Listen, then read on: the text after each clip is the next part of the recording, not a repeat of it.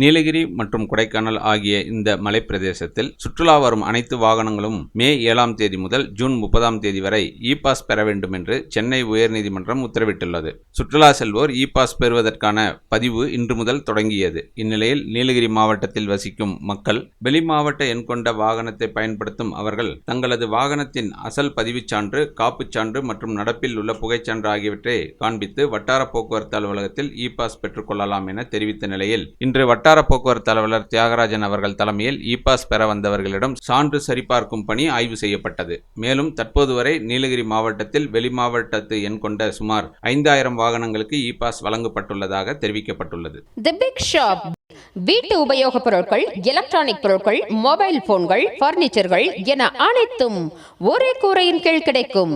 Bajaj finance வசதி உண்டு. A shop where your shopping never ends.